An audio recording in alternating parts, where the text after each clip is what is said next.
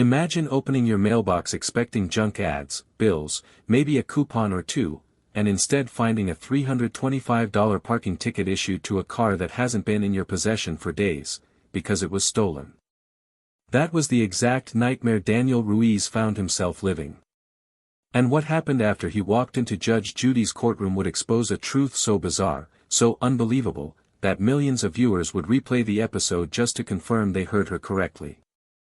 This story didn't begin with arrogance or entitlement like so many infamous courtroom cases. It began with something far more frustrating, a simple man who did everything right, and a system that punished him for it. Daniel Ruiz wasn't flashy. He wasn't dramatic. He wasn't the type who shouted or caused scenes. He was a 34-year-old mechanic who worked long hours and took pride in the few things he owned, especially his 2014 Honda Civic, the first car he had ever bought on his own. To him, that car was more than transportation. It was proof that hard work meant something, that even if life wasn't always fair, effort still paid off. But all of that disappeared one rainy Thursday night, when Daniel walked out of his apartment to find an empty parking spot where his car should have been. At first, he thought he'd misremembered where he parked. Then the realization hit him in a cold wave: his car was gone. Vanished. Stolen. He filed a police report immediately, provided every detail he could remember, even pulled security footage from a nearby laundromat that showed a shadowy figure breaking into the car and driving away. He wasn't angry. He was devastated.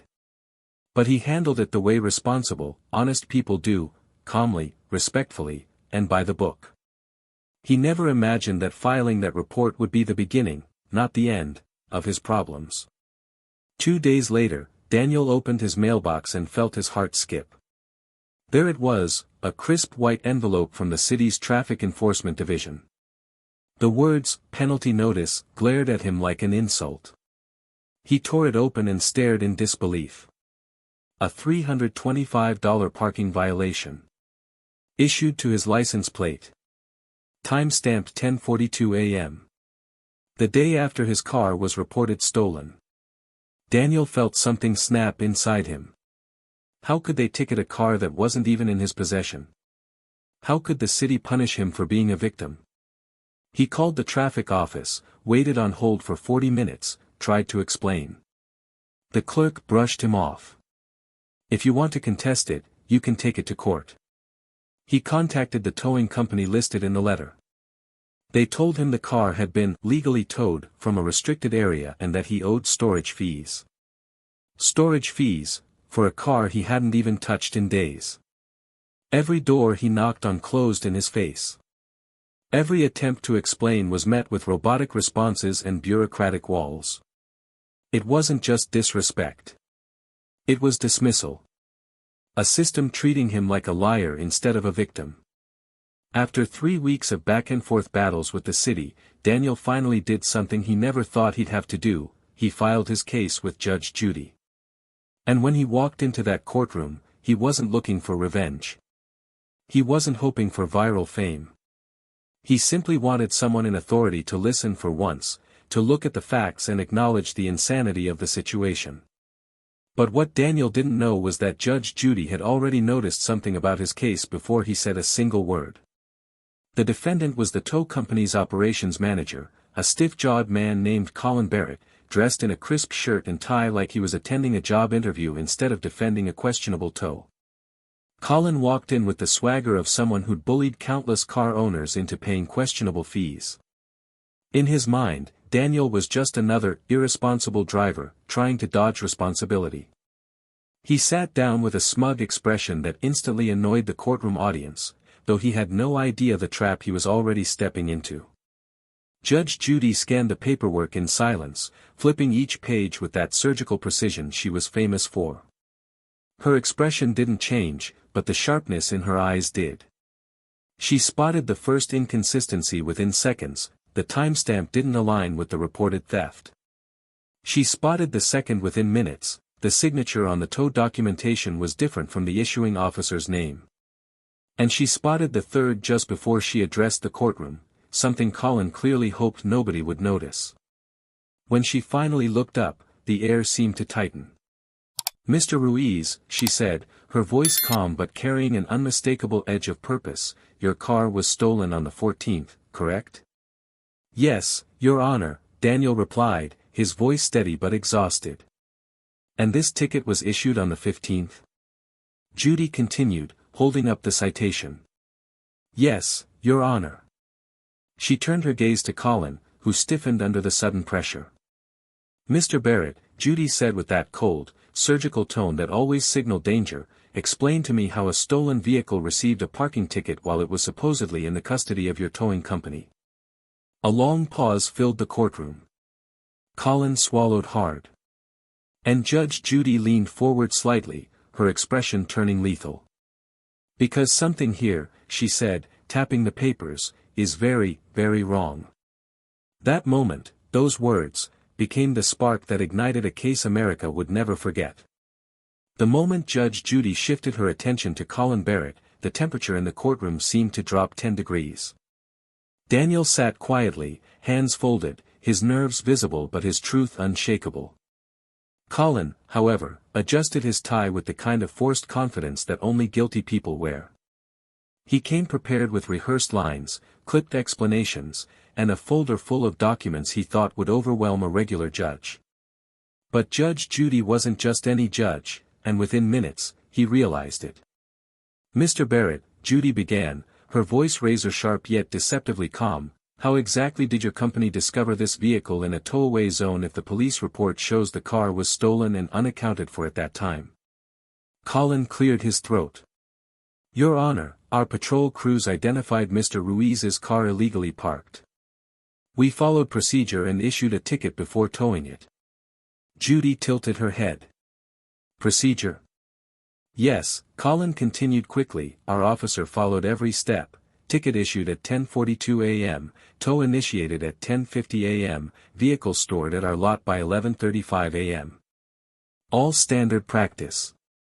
It sounded smooth. Confident. Too confident. Judge Judy lifted the ticket from the desk and examined it again. "Mr. Barrett, who issued this ticket?" "Our enforcement officer, ma'am," he replied. "What's the name?" "Officer Holman." "Excellent," Judy said. "Then explain to me why Officer Holman was not on duty on the 15th. The silence that followed was immediate and suffocating. Colin's mouth opened slightly, but no words came out. His eyes darted to the papers in front of him as if hoping the answer would magically crawl out of the folder. "Your Honor, there must be a clerical mistake. Maybe the system autofilled the wrong name." Judy leaned forward, her expression unblinking. "A clerical mistake that just happens to involve a stolen vehicle being ticketed? Convenient." Daniel watched quietly, almost in disbelief. For the first time in weeks, it felt like someone actually saw the absurdity he had been living through. Someone with power. Someone who wasn't brushing him aside. Judge Judy continued dismantling Colin's explanation. "Let's address the timeline. You said the car was ticketed at 10:42 a.m., correct?" "Yes, Your Honor." "And then towed?" "Yes. But according to your own tow log," she lifted another paper, "your crew didn't begin patrol in that neighborhood until 11:10 a.m. Colin stiffened. "Your Honor, those logs are—" "Your logs," she snapped, "are part of your defense. You submitted them. And they show your tow truck wasn't even in the vicinity when the ticket was issued." The courtroom murmurs grew louder. People shifted in their seats. Even the bailiff's eyebrows lifted. Daniel watched Colin grow smaller, his arrogance shrinking into something desperate. But Judy wasn't done, not even close. "Mr. Barrett, stolen vehicles do not appear in no parking zones, write their own tickets, and then magically teleport into tow yards." Her tone sliced through the room. Colin forced a laugh. "Your Honor, with all due respect, there may have been a computer glitch. The GPS tracking system isn't always reliable." "Oh, I'm sure," Judy interrupted, "it's unreliable only when your company needs it to be." She flipped another page. Here's something else interesting. 2 days before Mr. Ruiz's vehicle was towed, another stolen car was sighted. Same neighborhood. Same pattern. Ticketed, towed, fees charged, then sent to auction. Colin's face lost its color. And 2 days before that, another one. Judy held up the paperwork like evidence in a criminal trial. Each one stolen. Each one mysteriously found by your patrols before the police even finished their reports. The murmurs intensified into a low rumble of disbelief. This is a pattern, Judy said, her tone colder than ice. Not a mistake. Colin finally broke. Your Honor, with all due respect, we simply enforce the city's rules. If cars are illegally parked. Illegally parked? Judy snapped, raising her voice for the first time. These cars were stolen. The owners didn't park them anywhere. Daniel felt something unfamiliar, a spark of hope. Every door he tried to open slammed shut. Every explanation he tried to give was ignored. Every attempt to be heard led nowhere. But Judge Judy wasn't ignoring anything. She was listening, not just listening, dissecting. Colin attempted one last defense. Your Honor, perhaps the thieves abandoned the vehicle in a no-parking zone. We did what we're supposed to do. That would be very convenient for your business, wouldn't it? Judy replied. A stolen car parked perfectly for your tow truck to show up moments later. With no officer present, no verification, no oversight, and full storage and towing fees for your company. Colin blinked rapidly, sweat forming at his hairline. And the best part, Judy added, is that these tickets allow your company to bypass the standard 72-hour hold. Cars can be auctioned sooner. Isn't that right? Colin stayed silent. Answer me, Judy demanded.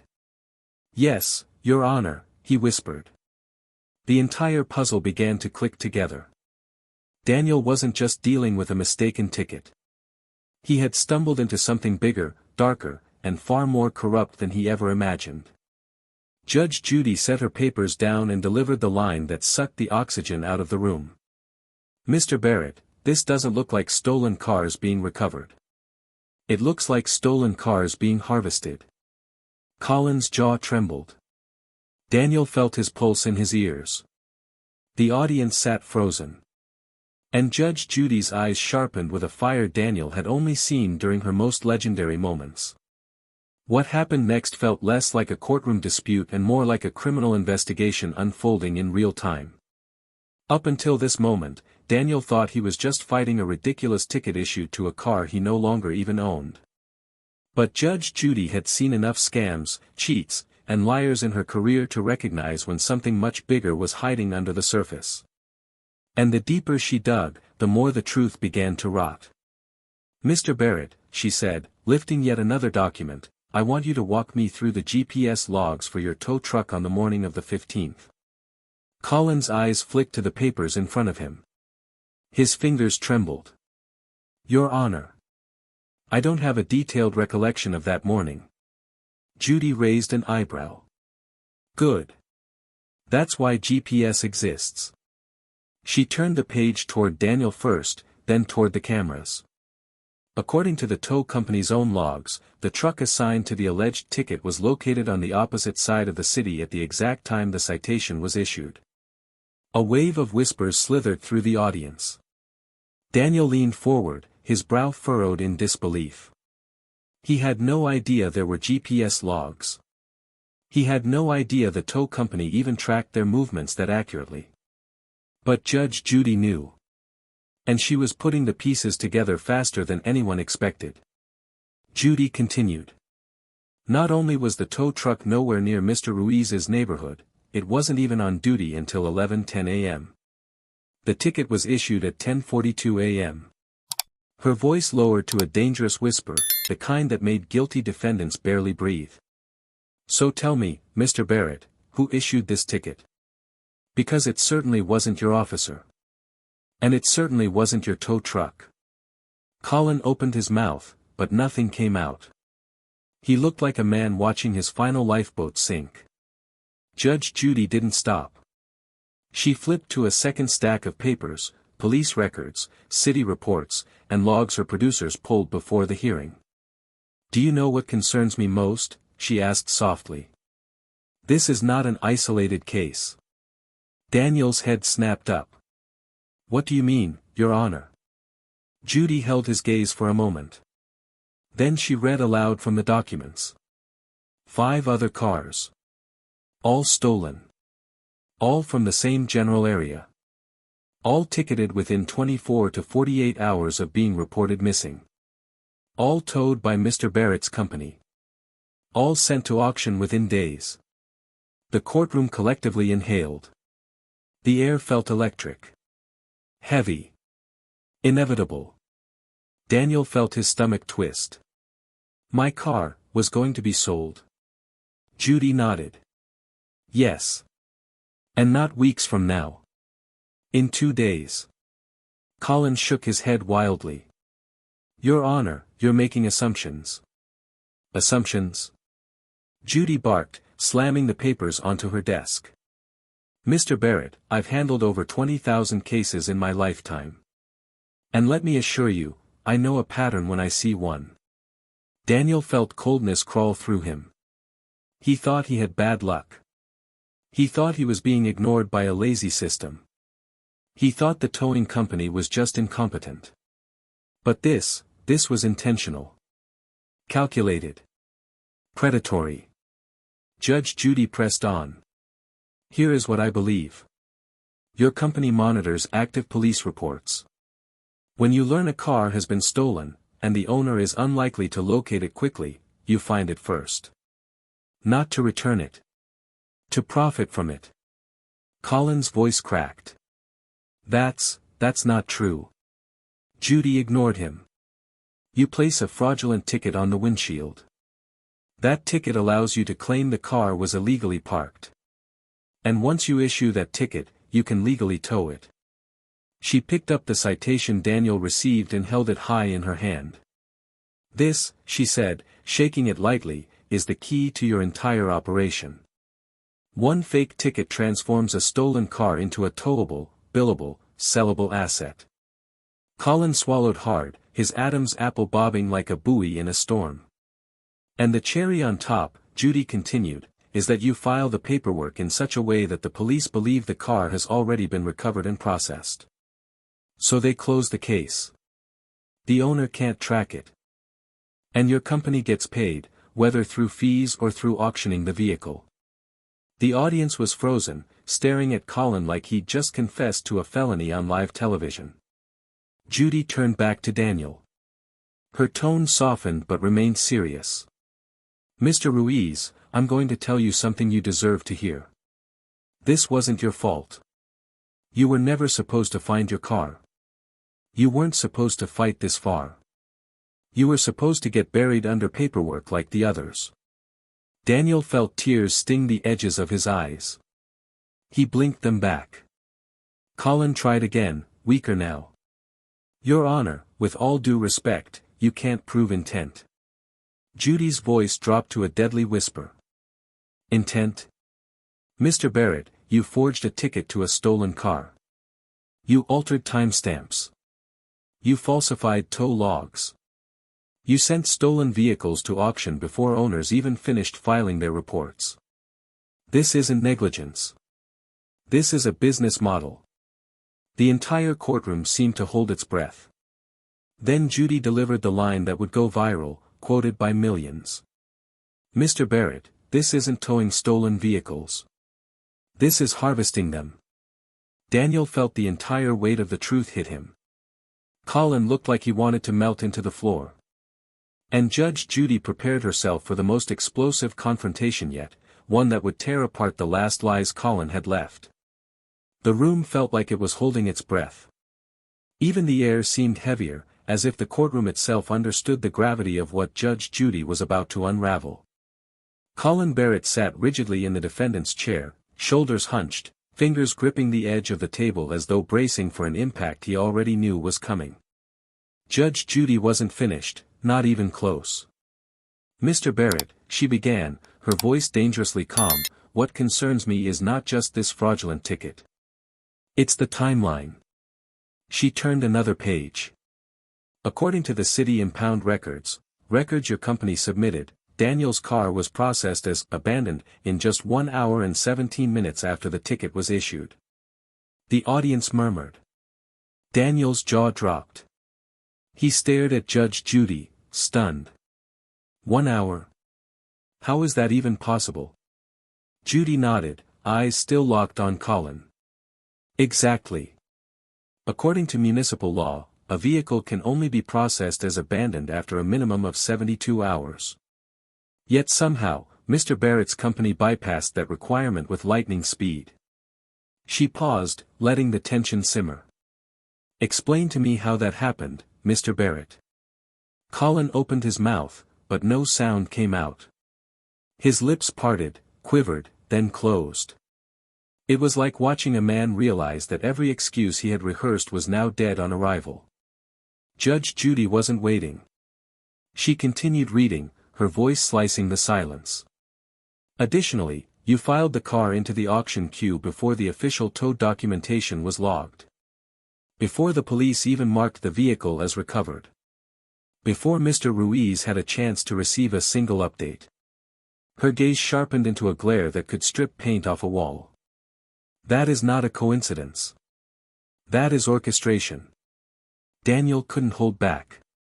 So they were preparing to sell my car before anyone even officially knew they had it? Judy turned her head just enough to answer him. Yes. They knew exactly what they were doing. The blow hit Daniel like a punch. He exhaled shakily, the betrayal hitting deeper now that the truth had a shape. Judge Judy faced Colin again. And the most disturbing part, she said, tapping the papers, is the camera footage my team requested from city surveillance. Colin's entire body tensed. Judy held up a screenshot. This, she continued, is your truck arriving on Eastwood Avenue at 10:46 a.m. That is 4 minutes after the time stamped on your ticket. And do you know what's missing from this footage, Mr. Barrett? She lowered the page slowly. There is no car. A gasp exploded from the audience. Daniel blinked. Wait, what do you mean no car? Where was my car? Judy leaned forward.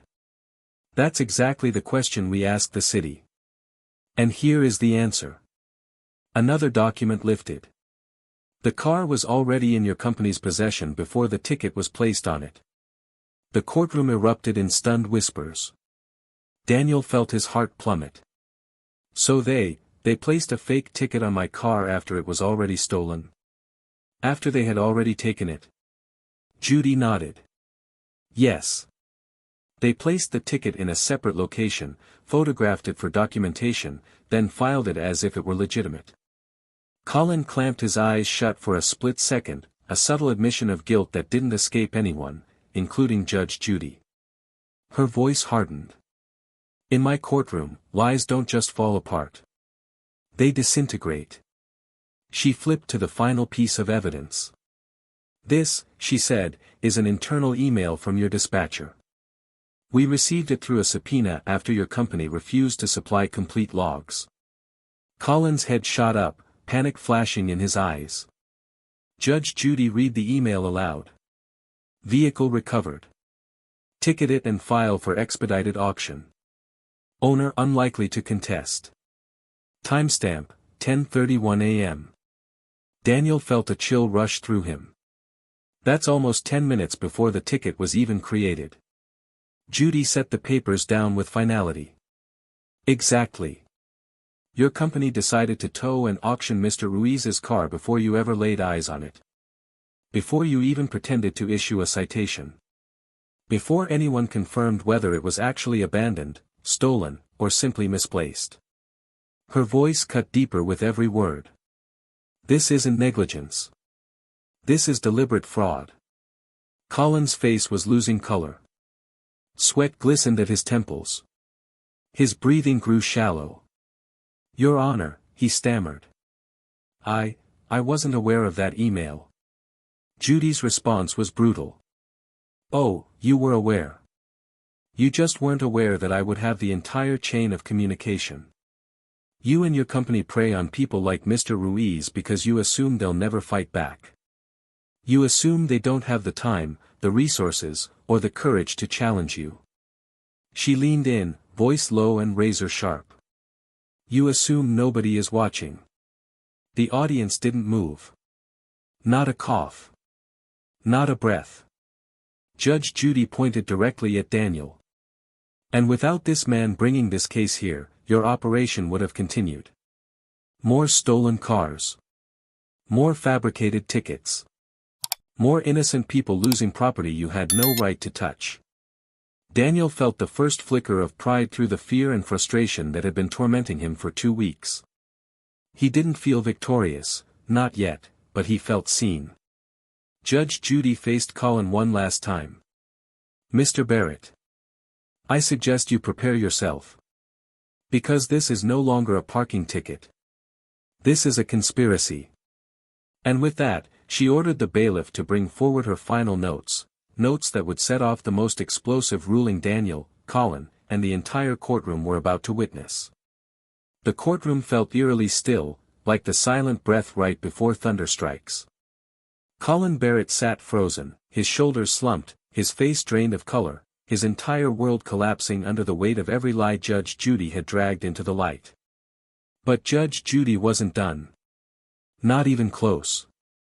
She took a long breath, leaned back in her chair with the unmistakable stance of a judge who had reached her final conclusion, and then slowly stood up.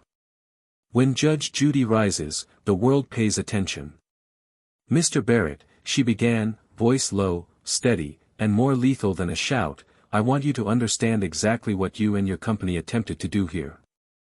She lifted the stack of evidence, emails, timestamps, surveillance stills, falsified logs, and tapped them against the desk.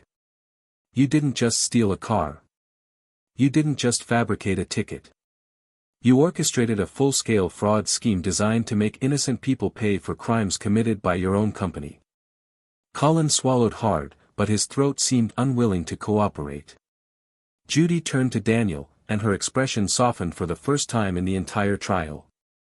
Mr. Ruiz, what happened to you is disgusting. You were victimized twice, first by criminals who stole your car, and then by a tow company that decided to exploit your trauma for profit. Daniel felt a lump rise in his throat. He nodded, unable to speak. Judge Judy turned back to Colin. Her voice snapped like a whip. And then, after all of this, you had the audacity to sit in my courtroom and lie. Repeatedly. Confidently. And poorly. A ripple of laughter rolled through the audience, but Judy raised her hand sharply and silence returned. This is not funny, she said. This is criminal. The word criminal echoed in the courtroom like a detonating grenade. She lifted the city's towing regulations and slammed them on the bench. You violated every single one of these: unlawful impoundment, fraudulent ticketing, falsification of municipal records, unauthorized auction preparation, and obstruction through false testimony. Colin blinked rapidly, like he was trying to wake up from a nightmare. But the nightmare was very real. And to make matters even worse, she continued, your internal email proves that this was not a mistake. This was part of a pattern. An operation. She stepped closer, her eyes burning into him. You targeted people who were vulnerable. People who were unlikely to fight back. People who trusted the system. Daniel felt emotion swell in his chest, rage, relief, vindication, all tangled together. Judge Judy raised her hand, signaling she was ready to deliver the final blow. Here is my ruling. The entire courtroom leaned forward. First, the fraudulent ticket issued to Mr. Ruiz is void. Not reduced. Not amended. Void. Colin flinched. Second, your company will return his vehicle immediately, free of charge, and pay for all damages that occurred while it was in your possession. Daniel covered his mouth, overwhelmed.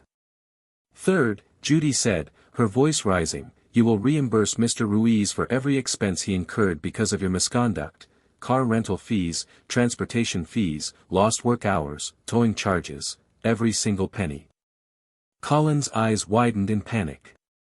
And fourth, she continued, I am awarding Mr. Ruiz punitive damages. The audience gasped. Because your scheme wasn't just unlawful. It was predatory. It was malicious. And if he hadn't brought this case here, you would still be doing it. Judy leaned in so close to Colin that he visibly recoiled. You are not just irresponsible. You are dangerous. She turned toward the bailiff. Bailiff, please hand me the referral forms. The courtroom stiffened. Referral forms meant one thing, criminal review. Judge Judy signed them with deliberate, icy precision. These documents will be forwarded to the city attorney, the district attorney's office, and the state towing oversight committee. Colin's breath hitched. I am strongly recommending, she said, that your company be shut down and investigated for fraud, racketeering, and unlawful seizure of private property. Daniel's eyes widened in shock. He had expected justice, but not this level of justice. Judge Judy wasn't done. She pointed directly at Colin. You thought Mr. Ruiz would be too overwhelmed to fight back. You thought he'd simply pay the fine and disappear. But he didn't. He showed up. Her voice sharpened like steel. And lucky for him, and very unlucky for you, he showed up in my courtroom. She leaned forward. And in my courtroom, schemes like yours die. Silence engulfed the room. Colin's shoulders collapsed fully now, his hands trembling on the table, his entire facade of confidence shattered into dust. Judge Judy turned to Daniel one last time. Mr. Ruiz, justice has been served. Your car will be returned, your name cleared, and you will be compensated. Thank you for having the courage to bring this case forward. Daniel managed a single grateful nod, his voice breaking as he whispered, Thank you, Your Honor. Judge Judy lifted her gavel. And to the towing company, she said coldly, Welcome to consequences. Bang. The gavel struck with a finality that shook the room. Case dismissed. The audience erupted, gasps, murmurs, disbelief, admiration, all crashing together in a wave of emotional electricity as Colin Barrett's corruption collapsed in front of millions. Daniel exhaled the first real breath of peace he'd felt in weeks. And Judge Judy, with her signature mixture of fury and precision, walked off the bench leaving behind a courtroom, and a nation, shocked by what she had just exposed.